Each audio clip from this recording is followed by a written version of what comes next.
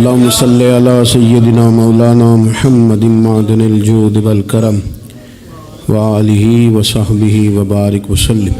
حمد و صلاۃ کے بعد اللہ تعالیٰ اپنے بندوں سے بڑی ہی محبت فرماتا ہے۔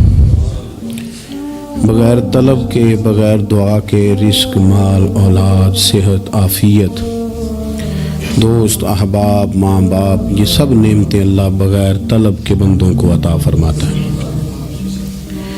اللہ تبارک و تعالی اپنے بندوں کے حق میں رحمت والے فیصلے کرتا ہے، درگزر والا معاملہ فرماتا ہے۔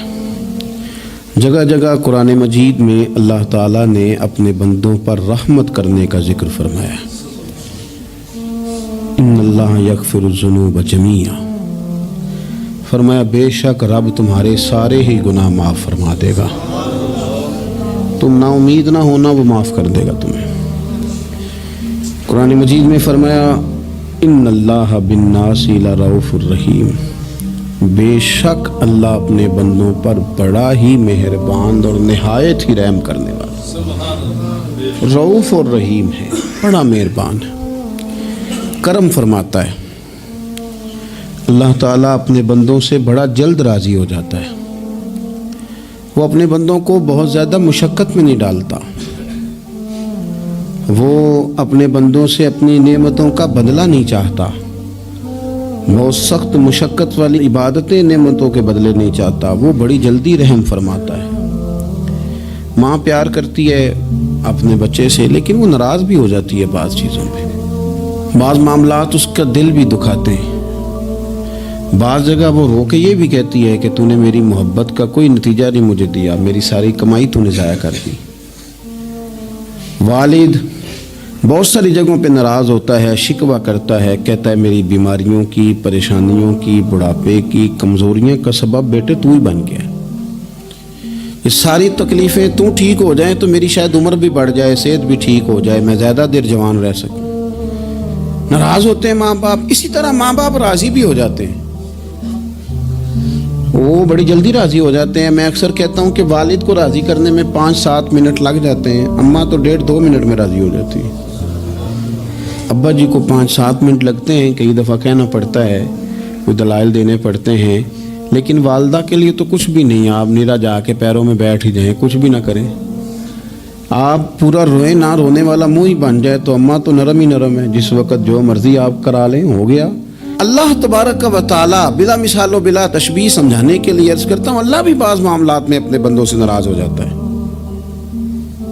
وہ کہتا ہے میں تکبر کرنے والوں کو پسند نہیں کرتا، وہ کہتا ہے فسادی پسند نہیں ہے، وہ فرماتا ہے کہ راہوں میں کجی کرنے والے پسند نہیں ہیں، وہ فرماتا ہے کہ بدعہدیاں کرو گے تو میں صبح قیامت تم سے سوالات کروں گا۔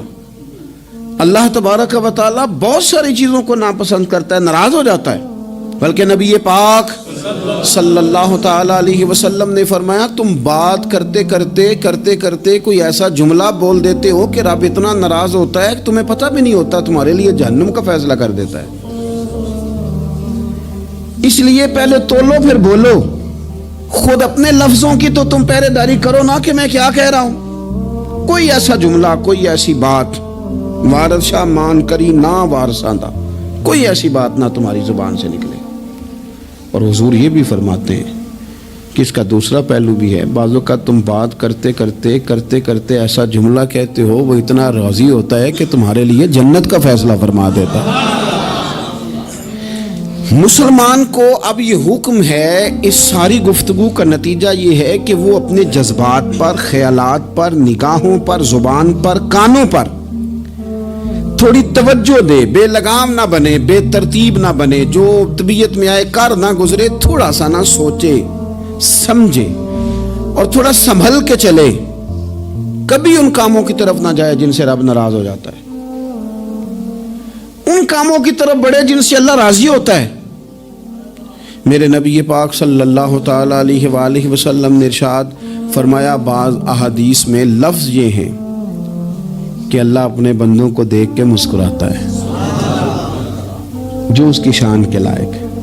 جس ترتیب سے ہم مسکراتے ہیں، جس ترتیب سے ہم روتے ہیں، جس ترتیب سے ہم کسی بات کا اظہار تشکر کرتے ہیں، خدا ان باتوں سے پاک ہے۔ اب بہت ساری حدیثوں میں آیا کہ وہ مسکراتا ہے، تو کیا مطلب ہے مسکرانے کا؟ تو علماء تفسیر نے لکھا ہے مسکرانے کا مطلب یہ ہے کہ وہ بڑا ہی راضی ہوتا ہے اپنے بندے سے، بڑا راضی ہوتا ہے، یہ مطلب ہے۔ ایک تو مسکرانے کا مطلب یہ کہ وہ بڑا راضی ہو گیا، بڑا راضی ہو گیا، وہ مسکرا دیا اپنے بندے پہ۔ اور ایک اس کا معنی خود نبی پاک صلی اللہ تعالی علیہ وسلم نے بیان فرمایا۔ مسند امام احمد بن حنبل میں حدیث ہے، حضور سید عالم علیہ السلام سے صحابہ نے پوچھا یا رسول اللہ شہید تو بڑے لوگ ہوتے ہیں، شہیدوں میں افضل کون ہے؟ تو اللہ کے حبیب علیہ الصلوۃ والسلام فرمانے لگے وہ والا بندہ جو ڈٹ گیا تھا کافروں کے مقابلے میں، وہ ہلا نہیں، پوری طرح ڈٹ کے جو لڑا وہ شہداء میں افضل ہے۔ حضور فرماتے ہیں وہ جنت کے بالا خانوں میں سیر کرے گا اور رب اسے دیکھ کے مسکرائے گا، رب اسے دیکھ کے مسکرائے گا، اللہ تعالیٰ مسکراتا ہے اسے دیکھ کے۔ اور اگلے جملے میں حضور نے وضاحت کر دی، فرمایا جب رب دنیا میں کسی پر مسکراتا ہے نا تو اس کا معنی یہ ہے کہ قیامت میں پھر اللہ اسے حساب کوئی نہیں لے گا۔ جس پر اللہ دنیا میں مسکرا دیا اس سے کوئی حساب، تو وہ کام ڈھونڈنے چاہیے نا جس سے اللہ مسکرائے۔ ویسے کبھی ہم ایسا کرتے ہیں کہ نہیں کہ کسی کو راضی کیا جائے؟ یہ کام ہم کرتے ہیں کہ ہماری کمپنی کا جو سربراہ ہے وہ ہم سے راضی رہے، جس ادارے میں ہم پڑھاتے ہیں اس ادارے کا بڑا ہم سے راضی رہے۔ یہ کرتے ہیں ہم، اس کے لیے کچھ نہ کچھ ہیلے بہانے ہم کرتے ہیں۔ برادری، قبیلہ، علاقہ، بستی، لوگ کسی طریقے سے ہمارے ساتھ مطمئن رہیں، کرتے ہیں نا یہ سارے کام۔ اس میں تھوڑی مشکل بھی ہمیں آتی ہے لیکن کرتے ہیں، کیا کریں۔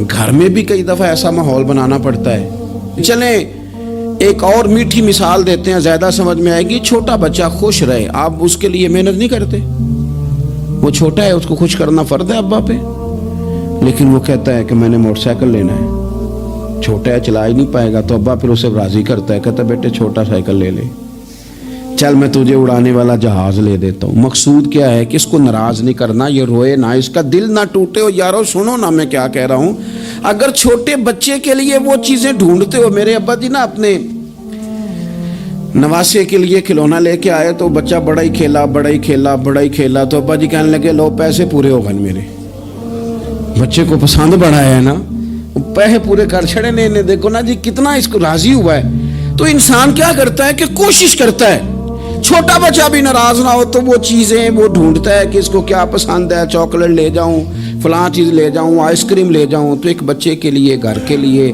سربراہ کے لیے اتنی محنت کرتے ہو، تو وہ کام بھی ہمیں ڈھونڈ کے تلاش کرنے چاہیے نا جس سے رب راضی ہوتا ہے، اللہ راضی ہوتا ہے۔ بتاؤں وہ کون کون سے کام ہیں؟ نبی کریم صلی اللہ تعالی علیہ وسلم نے ارشاد فرمایا 3 لوگ ہیں جنہیں دیکھ کے رب مسکراتا ہے۔ یا رسول اللہ صلی اللہ علیہ وسلم وہ کون کون سے؟ تو محبوب فرمانے لگے ایک وہ بندہ ساری مخلوق سوئی ہے، آدھی رات ہے، رات کا پچھلا پہر ہے، اس نے اٹھ کے وضو کر لیا، مصلی پہ کھڑا ہو گیا خدا کی یاد میں، فرمایا اسے دیکھ کے رب مسکراتا ہے جو اس کی شان کے لائق ہے، مسکراتا ہے اللہ۔ یہ تو سونے کا ٹائم تھا، یہ تو گہری نیند آنے کا وقت تھا، رات کا پچھلا پہر، رات پوے تے بے درداں نو نیند پیاری آوے، تے درد منداں نو یاد سجن دی ستیاں وی آن جگاوے، اور ساون کی کالی راتوں میں جب بوندا باندی ہوتی ہے، وہ راتوں کو اٹھ اٹھ روتے ہیں جب خلقت ساری سوتی ہے، اللہ مسکراتا ہے۔ اور سننا میرے بھائی، میرے نبی پاک صلی اللہ تعالی علیہ وسلم فرماتے ہیں جب مسلمان نماز کے لیے صفیں بناتے ہیں نا، ترتیب لگ رہی ہوتی ہے، اب اللہ کی بارگاہ میں کھڑے ہوں گے، قیام کریں گے، رکوع کریں گے، سجود کریں گے، فرمایا جب مومن صفیں بناتے ہیں تو رب دیکھ کے مسکراتا ہے،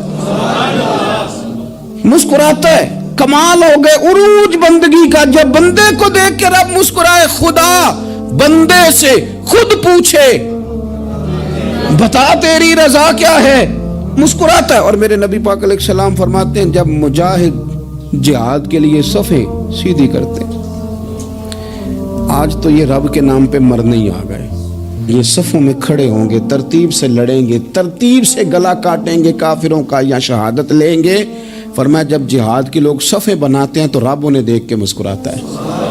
کتنے نصیبوں والا وہ بندہ ہے جسے دیکھ کے مسکرا دیا. او یار کبھی تیرا بیٹا تیرے سامنے مسکرائے نا چھوٹا تو تیرا دل باغ باغ ہو جاتا ہے. تیری ماں بیمار کسی ایک دن صحیح طرح ہنس پڑے تو طبیعت خوش ہو جاتی.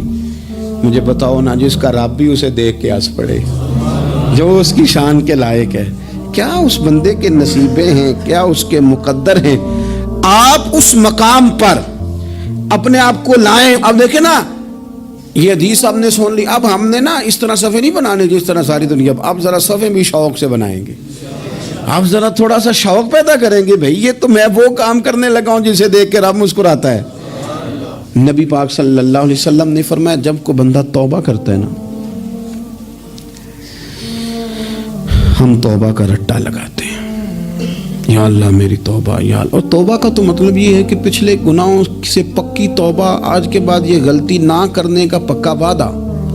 تو نے ساری شب برات رو کے گزاری ہے, بتا سویرے جھوٹ جوڑنے کا ارادہ ہے تیرا, آج کے بعد رشوت تو نہیں نہ لے گا, ملاوٹ تو نہیں نہ کرے گا, یہ توبہ ہے. اور اگر سارے کام اسی طرح کرنے تو پھر یہ توبہ کا رٹا ہے, جتنا مرضی لگاؤ. حضرت علی بن ربیعہ رضی اللہ تعالیٰ عنہ فرماتے میں مولا علی کے ساتھ تھا, مقام حرہ کی طرف جا رہے تھے. حضرت علی نے ہاتھ اٹھا کے دعا مانگی ہماری تعلیم کے لیے, ورنہ حضرت علی ہم صحابہ کو محفوظ عن الخطا تو مانتے ہیں نا. ہاتھ اٹھا کے کہا اے اللہ ہمارے گناہ بخش دے, تیرے علاوہ کوئی معاف کرنے والا نہیں. اور پھر حضرت علی آسمان کی طرف دیکھا اور دیکھ کے نا حضرت علی بن ربیعہ کو تو مسکرائے.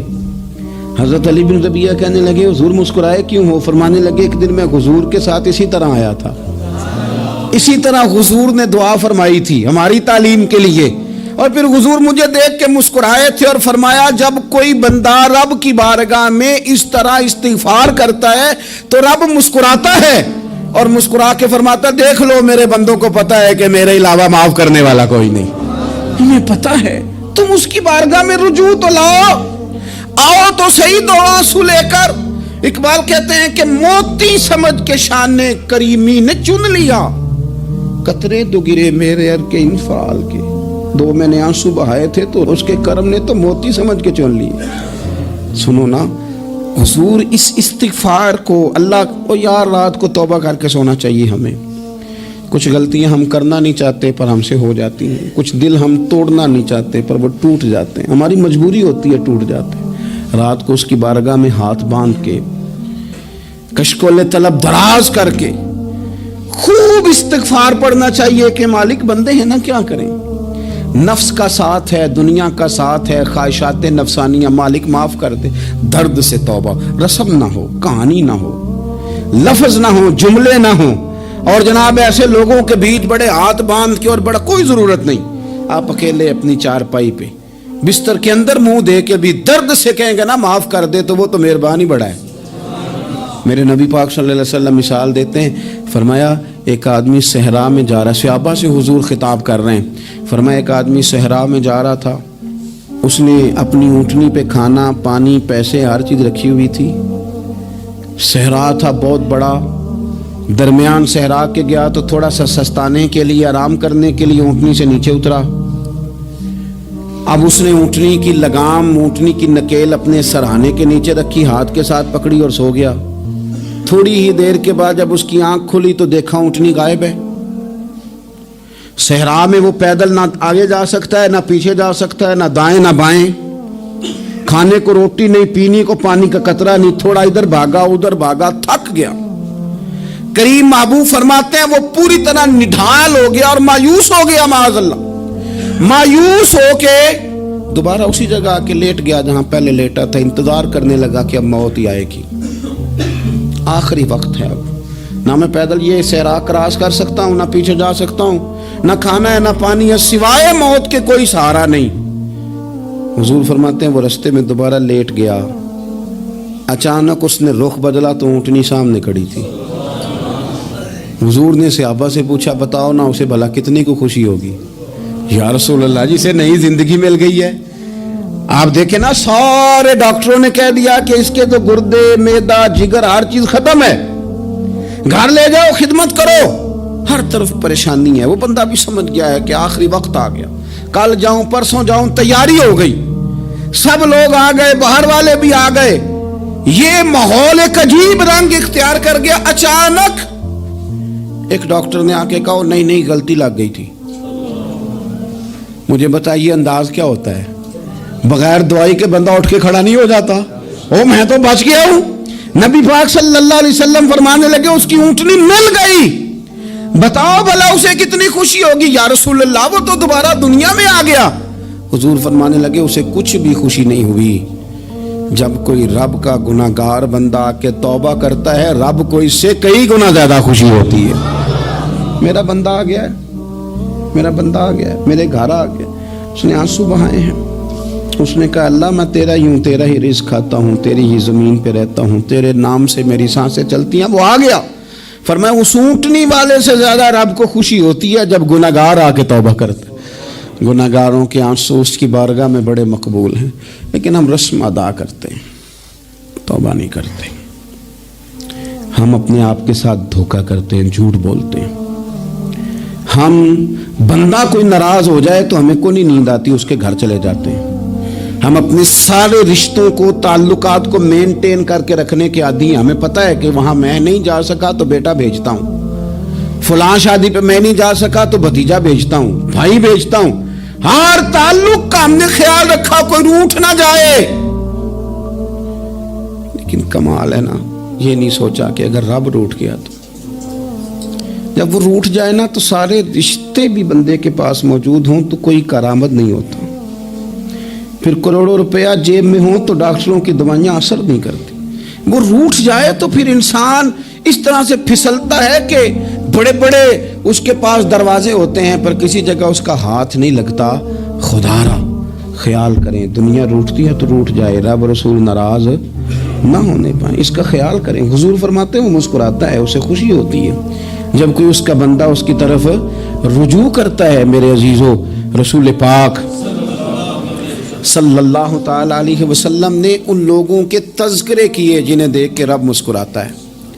ہم نا گناہگاروں پر بھی فتویٰ دینے میں جلدی کرتے ہیں اور نیکی پر بشارت دینے میں بھی جلدی کرتے ہیں, حالانکہ یہ ہماری ذمہ داری نہیں. پتہ نہیں اللہ تعالیٰ کس کو کب توفیق توبہ دے کے اپنے قریب کر لے, لیکن بڑی جلدی ہے, بڑی جلدی فتویٰ دینے میں. اور یہ فتویٰ صرف مفتیوں کا نہیں رہ گیا, یہ میری طرح کے, آپ کی طرح کے ڈھیروں لوگ ہیں جنہوں نے جیبوں میں فتوے ڈالے ہوئے. بھئی آپ نے کیوں ذمہ داری لے لی ہے جنت میں داخل کرنے کی اور نکالنے کی؟ یہ تو میرے رب کریم کا کرم ہے, وہ جس کو چاہے جب چاہے جتنا چاہے عطا کرے. لیکن کچھ لوگ نا بڑے پکے ہو گئے ہیں کہ شاید جو میں سوچ رہا ہوں وہی درست ہے. کبھی کبھی کچھ چیزیں عجیب بھی ہوتی ہیں, لہذا خدا کی رحمت پر بھروسہ کر کے بات کرنی چاہیے, اپنی مرضی کے فتوے نہیں داغنے چاہیے. وہ دیکھو جی فلانا بندہ یوں کر رہا ہے, آپ کو پتہ ہی نہیں پوری بات کا, آپ کو علم ہی نہیں پوری بات کا. حضرت بہاءاللہ نقشبند بخاری رحمت اللہ علیہ فرماتے ہیں میں حج کرنے گیا تو وہاں میں نے ایک آدمی کو کروڑوں کا کاروبار کرتے دیکھا تو میرے دل میں خیال ہے یہاں بھی اللہ اللہ کرنی چاہیے تھی, دنیا داری کر رہا ہے. لیکن فرماتے ہیں حج سے فارغ ہوئے تو میں نے دیکھا وہی بندہ سارا کچھ رب کی بارگاہ میں خیرات کر رہا ہے, اور سینکڑوں غریب حاجی ہیں جن کو پورے خرچے دے رہا ہے. تو میں نے وہیں اپنی سوچ سے توبہ کی کہ میں کہاں تھا. بڑی جلدی کھڑے نہ ہو جائیں. حضرت حسن بصری رحمت اللہ تعالیٰ علیہ ارشاد فرماتے ہیں کہ میں دریا کے کنارے گیا تو وہاں میں نے ایک شخص کو دیکھا, وہ اپنی ایک خاتون کی گود میں سر رکھ کے بیٹھا اور قریب ایک بوتل بھی پڑی ہے. میرے دل میں معاذ اللہ خیال آیا کہ دیکھو کس انداز میں ایک عورت کے ساتھ یہ ہے اور پاس بوتل بھی پڑی ہے, جانے شراب ہے. کہتے میں سوچ ہی رہا تھا کہ اچانک کی کشتی آ رہی تھی دریا میں, وہ ہچکو لے کھائے, کشتی میں 4-5 لوگ تھے, وہ دریا میں ڈوبنے لگے. وہ آدمی تیزی سے اٹھا, دریا میں چھلانگ لگائی, پہلے ایک کو نکالا, پھر دوسرا نکالا, پھر تیسرا نکالا. ایک بندہ رہ گیا, کہنے لگا حضور مجھے تو آپ نے گناہگار سمجھا ہے, میں تو بڑے غلط انداز میں یہاں بیٹھا ہوں, آپ نے جو سوچا. چلیں یہ چوتھا بندہ آپ نکالنا ہے, کرے نا یہ کام, کرے نا یہ کام. بڑے بھولے بھالے بڑے اللہ والے, ریاض آپ کو بس ہم ہی جانتے ہیں, اتنی جلدی فتویٰ. حضرت حسن بصری فرماتے ہیں میں پشیمان ہوا, میں نے کہا مجھے تیرنا نہیں آتا, تو دیر نہ کر, چوتھا ڈوب نہ جائے. کرتے اس نے چھلانگ لگائی, چوتھا بھی نکال لایا اور کہنے لگا حضرت آپ نے جلدی کی سوچنے میں, یہ بی بی میری ماں ہے اور یہ سرکے کی بوتل ہے. ہم ماں بیٹے کا یہ مشغلہ ہے کہ یہ وہ جگہ ہے جہاں آ کے لوگ مسافر اترتے ہیں, اور یہاں سے کسی کا گھر 100 میل ہے, کسی کا 200 میل ہے. ہم صبح سرکہ کھجوریں روٹیاں لے کے یہاں آتے ہیں, مسافروں کی نوکری کرتے ہیں. کوئی پریشان ہو تو مدد کرتے ہیں. حضرت خواجہ حسن بصری فرماتے ہیں میں نے معافی مانگی, ان سے بھی مانگی, رب سے بھی مانگی. انہوں نے مانگ لی نا, بزرگ تھے, پر ہم کو نہیں تیار مانگنے کو. ہم ہر وقت بدگمانیاں, وہ فلانا فلانے جرم کرتا تھا, میں اسے اب کیسے نیک مان لوں. بھائی اب وہ نمازی ہے, خدا کے گھر آتا جاتا ہے, اب اللہ کی بارگاہ میں حاضر ہوتا ہے. جب رب نے معاف کر دیا تو بھی سوچ بدل جا. سنیں حضور کیا فرماتے ہیں. نبی پاک صاحب الاخلاق صلی اللہ تعالی علیہ وسلم فرماتے ہیں, مسند امام احمد بن حنبل دیکھیے, فرمایا رب اس وقت بڑا ہی مسکرائے گا جب قاتل بھی جنت میں جائے گا, مقتول بھی جنت میں جائے گا. یا رسول اللہ مقتول تو گیا, یہ قاتل کیسے چلا گیا؟ حضور فرماتے ہیں جائے گا, اور جائے گا اور رب مسکرائے گا جو اس کی شان کے لائق ہے. یا رسول اللہ کس طرح؟ تو نبی پاک صلی اللہ علیہ وسلم فرمانے لگے اس نے ایک مومن کو قتل کیا تھا, وہ شہید ہو کے جنت میں چلا گیا. اب اللہ نے بعد میں اسے توبہ کی توفیق دے دی. پہلے اس نے کلمہ پڑھا, پھر یہ میدان میں اترا, کافروں سے لڑا, یہ شہید ہوا, اور آپ نے اسے بھی جنت دے دی. قاتل بھی جنت میں, مقتول بھی جنت میں. اور بات اتنی انوکھی ہے کہ رب دیکھ کے مسکرا رہا ہے جو اس کی شان کے لائق ہے. ہم جلدی میں ہیں, ہم انتظار نہیں کر رہے کہ شاید توبہ کر جائے, ہم انتظار نہیں کر رہے. لیکن میرے عزیز اتنی جلدی نہ کریں. سوچوں کا صاف ہونا, ذہنوں کا پاک ہونا, اور لوگوں کے بارے میں گمان کا اچھا ہونا. آپ کسی نفسیات کے ڈاکٹر کے پاس چلے جائیں, اسے کہیں ٹینشن بڑی ہے, میں ان کے مضامین پڑھتا رہتا ہوں, وہ سب سے پہلا سبق آپ کو یہ پڑھائیں گے کہ اچھا سوچا کریں. اچھا سوچنے سے بندہ تندرست رہتا ہے. کس سے بندہ تندرست رہتا ہے؟ ہیں جی واقعی. یعنی اس والے پڑوسی کے بارے میں بھی اچھا سوچنا ہے گھر میں, اس والے کے بارے میں بھی, چھوٹے بھائی کے بارے میں بھی اچھا سوچنا ہے, اور بڑے کے بارے میں بھی اچھا ہی سوچنا ہے. یعنی اپنی برادری قبیلے کے بارے میں بھی اچھا سوچیں, جو قبیلے کا نہیں اس کے بارے میں بھی چلیں تھوڑا سا اچھا سوچ لیں. اپنے بارے میں تو اچھا سوچا ہے بڑا. میں کہتا ہوں کہ ہم اپنی غلطیوں سمیت اپنے آپ سے بڑا پیار کرتے ہیں, اور دوسرے کی ایک غلطی نظر آ جائے تو ہمیں گھن آنے لگ جاتی ہے. آپ جلدی نہ کریں, مالک نے موقع دیا ہے بندوں کو, نہ وہ کسی کا رزق چھین رہا ہے, نہ سانسیں چھین رہا ہے, وہ اپنی زمین پہ چلنے بھی دے رہا ہے, رہنے بھی دے رہا ہے. تو جب اس نے موقع دیا ہے آپ بھی تھوڑا موقع دیں. اللہ بڑا کریم ہے, دروازے کھولے گا, اس کے بندے اس کی بارگاہ تک پہنچیں گے. بدگمانیاں, اور پھر بدگمانیوں کا عروج, اور اس لیول تک جا کے بات کر دینے کا جہاں سے خوف آئے کہ یار یہ بات نہیں کرنی چاہیے تھی. رسول کائنات سرور دو عالم صلی اللہ تعالی علیہ وسلم فرماتے ہیں کہ اللہ مسکراتا ہے. دیکھو ہمارے ہاں نا ایک اور بھی مسئلہ بن گیا. میں نے کچھ لوگوں کو نا پکا, میرے پیارے ہیں, محبت ہے مجھے, تو میں چونکہ آپ میری کلاس ہیں, میں مشاہداتی اور تجرباتی باتیں بھی کر لیتا ہوں, اسی کی روشنی میں کئی دفعہ گفتگو بھی تیار کرتا ہوں. کچھ لوگوں نے نا پکا ذہن بنا لیا یہ کہنے کا کہ ہاتھ بڑا تنگ ہے. پکا آپ جس وقت پوچھ لیں ان کا ہاتھ اور بڑا ہی زیادہ تنگ ہے. آپ یقین کریں, بہن کا جو خامند ہے وہ کہہ رہا ہے جا حصہ لے کے آ, تیرے بھائیوں کی کمائی تو نہیں, تیرے ابا کی ہے, لے کے آ.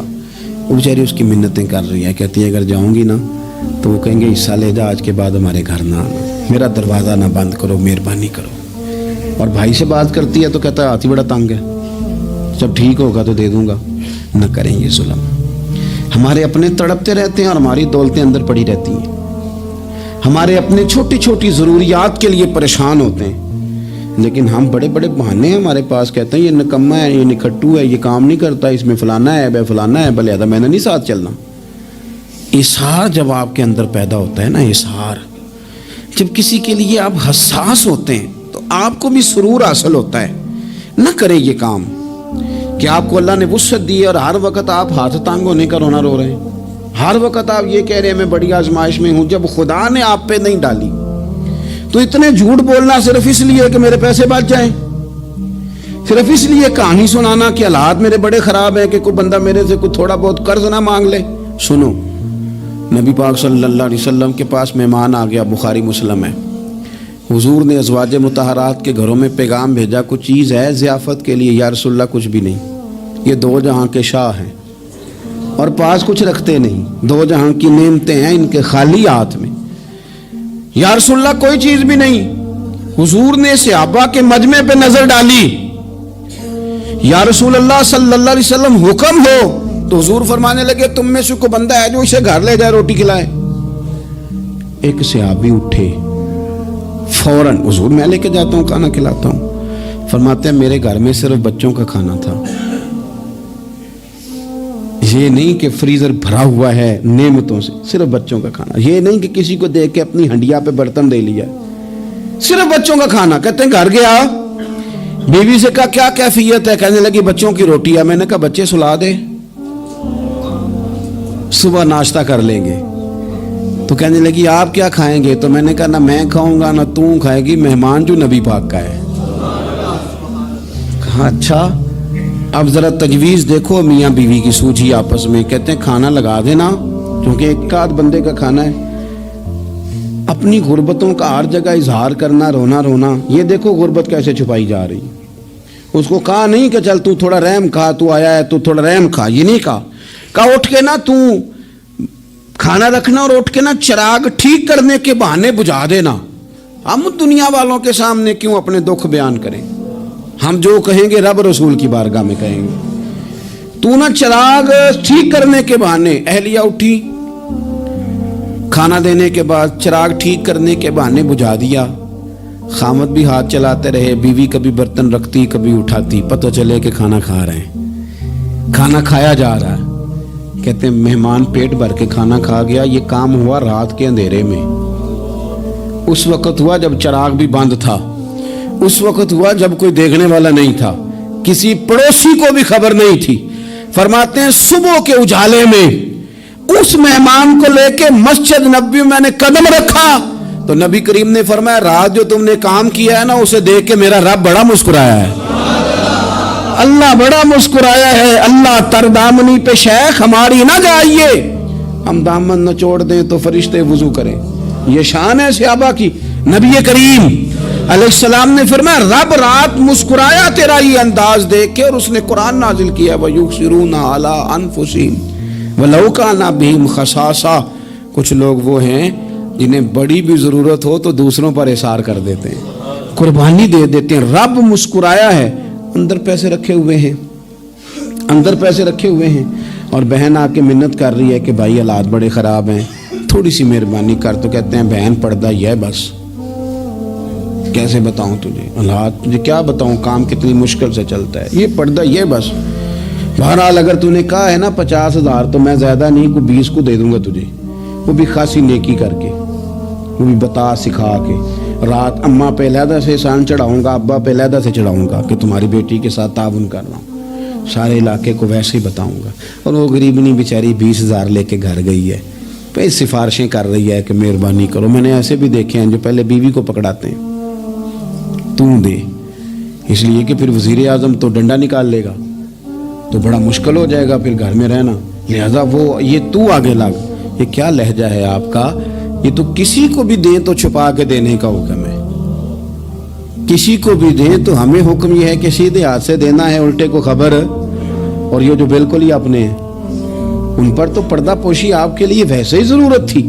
میرے عزیز رب مسکراتا ہے۔ میرے نبی پاک علیہ السلام نے یہ اعمال ہمیں بتائے جن پر اللہ مسکراتا ہے، خوش ہوتا ہے۔ اور بعض لوگوں کو حضور نے نامینیٹ کیا، حضرت سعد بن معاذ رضی اللہ تعالیٰ عنہ عظیم صحابی تھے۔ یہ وہ خوبصورت صحابی ہیں جن کے جنازے کو کندھا میرے نبی پاک نے عطا فرمایا، حضور نے کندھا عطا فرمایا۔ کمال ہو گئی، نرخ بازار محبت کا انوکھا ہی ہو گیا، خود خریداروں میں شامل آ کے مولا ہو گیا۔ حضور نے کندھا دیا۔ حضرت سعد بن معاذ رضی اللہ تعالیٰ عنہ کا جب جنازہ اٹھا، ان کی والدہ رو پڑی، بڑے درد سے روئی، ماں تھی نا، ان کی آواز جب حضور تک گئی تو نبی پاک نے فرمایا آنسوؤں کو روک لے، آواز کو کم کر لے، تیرے بیٹے کی تو جب روح پرواز ہوئی ہے تو رب مسکرایا ہے۔ جس کے آنے پہ رب راضی ہو مسکرا دے جو اس کی شان کے لائق ہے۔ یہ تو وہ لوگ ہیں کہ جن کے جانے پر نا رب، وہ کسی نے کہا تھا کہ میرے مرنے پہ ہر سو شور مچ جائے گا، دیکھو گے میرے مرنے پہ ہر سو شور تمہیں پتہ چل جائے گا جب ہم جائیں گے، میرے مرنے پہ ہر سو شور مچ جائے گا دیکھو گے، اور کہنے الوداع سرکار خود تشریف لائیں گے۔ اور درویش کہنے لگے بعد مرندے مکھڑا میرا ہو جاوے جے تازہ، پھر سمجھ لینا محبوب میرے نے آن پڑے ہے جنازہ، اور عاشق کا جنازہ ہے ذرا دھوم سے نکلے اور محبوب کی گلیوں سے ذرا گھوم کے نکلے۔ فرمایا کہ ان کے تو جانے پہ رب کریم، اور حضور نے ایک دعا بھی دی۔ حضرت ابو طلحہ، حضرت طلحہ رضی اللہ تعالیٰ عنہ صحابی تھے، ان کا وصال ہو گیا تو حضور نے دعا بھی دی۔ فرمایا یا اللہ جب میرا طلحہ ہے نا تو اس سے مسکرا کے بات کرنا، یہ تجھ سے مسکرا کے بات کرے جو تیری شان کے لائق ہے۔ تو اللہ تعالیٰ غائب درجے راضی ہوتا ہے۔ ایک دفعہ پھر بات دہراتا ہوں، جو میدان میں ڈٹ کے شہید ہو رب اسے دیکھ کے مسکراتا ہے، اسے میں بھی فرما دے آخر دعوایا ان الحمدللہ۔